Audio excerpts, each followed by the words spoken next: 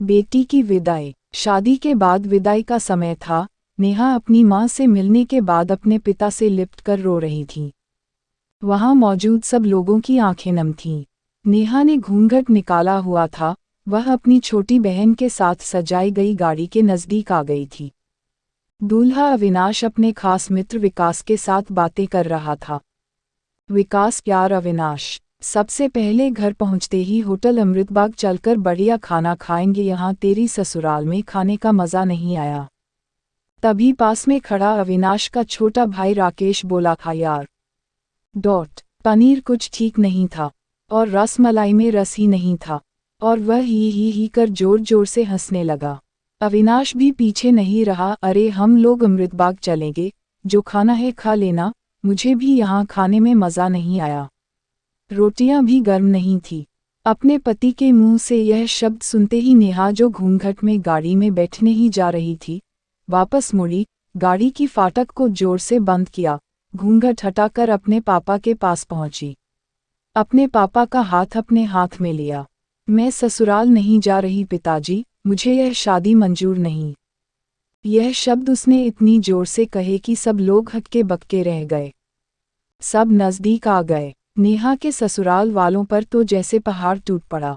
मामला क्या था यह किसी की समझ में नहीं आ रहा था। तभी नेहा के ससुर राधेश्याम जी ने आगे बढ़कर नेहा से पूछा, लेकिन बात क्या है बहू? शादी हो गई है, विदाई का समय है, अचानक क्या हुआ कि तुम शादी को नामंजूर कर रही हो? अविनाश की तो मानो दुनिया लूटने जा रही थी। वह भी नेहा के पास आ गया, अविनाश के दोस्त भी।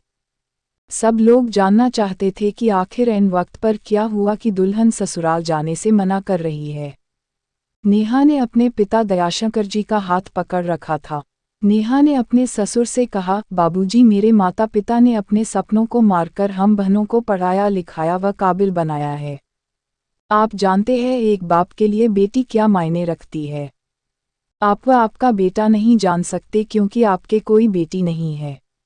नेहा रोती हुई बोले जा रही थी, आप जानते हैं मेरी शादी के लिए व शादी में बारातियों की आवाभगत में कोई कमी न रह जाए, इसलिए मेरे पिताजी पिछले 1 साल से रात को 2-3 बजे तक जागकर मेरी माँ के साथ योजना बनाते थे, खाने में क्या बनेगा, रसोईया कौन होगा। पिछले 1 साल में मेरी माँ ने नई साड़ी नहीं खरीदी क्योंकि मेरी शादी में कमी न रह जाए। दुनिया को दिखाने के लिए अपनी बहन की साड़ी पहनकर मेरी माँ खड़ी है। मेरे पिता की इस 150 रुपये की नई शर्ट के पीछे बनियान में 100 छेद है। मेरे माता पिता ने कितने सपनों को मारा होगा, न अच्छा खाया न अच्छा पिया। बस एक ही ख्वाहिश थी कि मेरी शादी में कोई कमी न रह जाए। आपके पुत्र को रोटी ठंडी लगी, उनके दोस्तों को पनीर में गड़बड़ लगी, व मेरे देवर को रसमलाई में रस नहीं मिला। इनका खिलखिलाकर हंसना मेरे पिता के अभिमान को ठेस पहुंचाने के समान है। नेहा हौंफ रही थी। नेहा के पिता ने रोते हुए कहा, लेकिन बेटी इतनी छोटी सी बात। नेहा ने उनकी बात बीच में काटी, यह छोटी सी बात नहीं है पिताजी। मेरे पति को मेरे पिता की इज्जत नहीं। रोटी क्या आपने बनाई, रसमलाई, पनीर, यह सब केटस का काम है। आपने दिल खोलकर व हैसियत से बढ़कर खर्च किया है। कुछ कमी रही तो वह केटस की तरफ से। आप तो अपने दिल का टुकड़ा अपनी गुड़िया रानी को विदा कर रहे हैं। आप कितनी रात रोएंगे क्या मुझे पता नहीं। माँ कभी मेरे बिना घर से बाहर नहीं निकली। कल से वह बाजार अकेली जाएगी, जा पाएगी। जो लोग पत्नी या बहू लेने आए हैं वह खाने में कमियां निकाल रहे। मुझमें कोई कमी आपने नहीं रखी। यह बात इनकी समझ में नहीं आई। दयाशंकर जी ने नेहा के सर पर हाथ फिराया, अरे पगली, बात का बतंगड़ बना रही है। मुझे तुझ पर गर्व है कि तू मेरी बेटी है, लेकिन बेटा इन्हें माफ कर दे। तुझे मेरी कसम, शांत हो जा। तभी अविनाश ने आकर दयाशंकर जी के हाथ पकड़ लिए, मुझे माफ कर दीजिए बाबूजी, मुझसे गलती हो गई। मैं उसका गला बैठ गया था, रो पड़ा था वह। तभी राधेश्याम जी ने आगे बढ़कर नेहा के सर पर हाथ रखा, मैं तो बहू लेने आया था, लेकिन ईश्वर बहुत कृपालु है, उसने मुझे बेटी दे दी, वह बेटी की अहमियत भी समझा दी।